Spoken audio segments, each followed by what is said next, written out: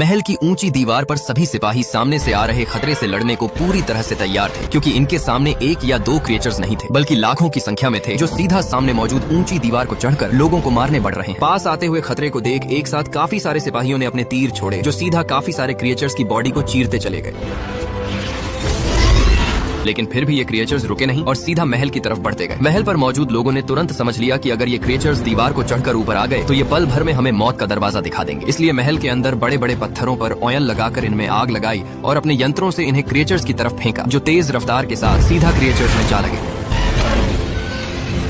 तभी सभी क्रिएचर्स की रानी ने अपनी बॉडी के ऊपरी हिस्से को हिलाया, जिससे सभी क्रिएचर्स ने समझ लिया कि हमें आगे बढ़ना है। देखते ही देखते कुछ क्रिएचर्स ऊंची दीवार को चढ़कर महल पर आ पहुंचे, जिन्होंने ऊपर मौजूद सिपाहियों पर हमला कर दिया। सिपाहियों ने ऊपर मौजूद क्रिएचर्स के ऊपर काफी हमले किए, लेकिन क्रिएचर्स की ताकत के सामने सिपाही कमजोर पड़ने लगे, जिसके चलते हालात उम्मीद से ज्यादा बिगड़ गए। इसी झगड़े भरे माहौल में हम विलियम और टायलर नाम के दो लोगों को देखते हैं, जिनके हाथों को बांध कर रखा हुआ है। तभी इनकी नजर एक दीवार के पीछे छिपे बूढ़े आदमी पर पड़ी। विलियम ने तुरंत आदमी से कहा कि हमारी रस्सियों को खोलो। हमारे हाथ खोलो। ये बात सुनते ही बूढ़ा आदमी ने एक धारदार हथियार से रस्सियों को काट दिया। विलियम ने आजाद होते ही एक बड़े भाले को उठाया और सीधा एक क्रिएचर की बॉडी में घुसा दिया। पल भर में विलियम को मारने एक दूसरा क्रिएचर टूट पड़ा। विलियम ने निशाना साधा और सीधा क्रिएचर की आंख को फोड़ दिया। यहीं पर एक सिपाही, जिसे एक क्रिएचर मारने ही वाला था, लेकिन विलियम ने सिपाही को जोर से धक्का मारा, जिससे सिपाही दूर जाकर गिरा और इस सिपाही की जान बाल बाल बच गई।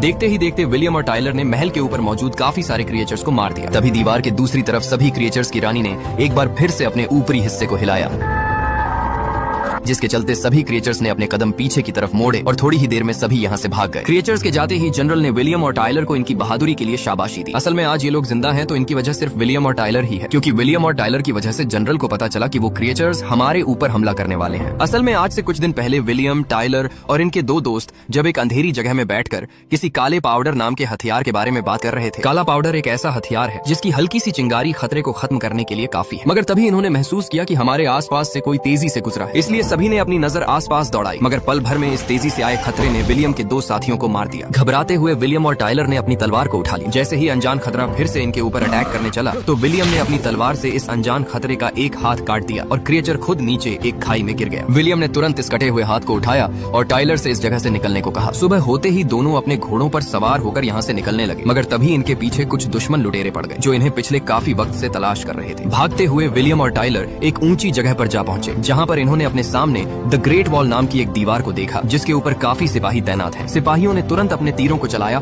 और इन दोनों को घेर लिया। विलियम और टायलर पूरी तरह से फंस गए, क्योंकि इनके पीछे दुश्मन लुटेरे थे और सामने अनजान लोग।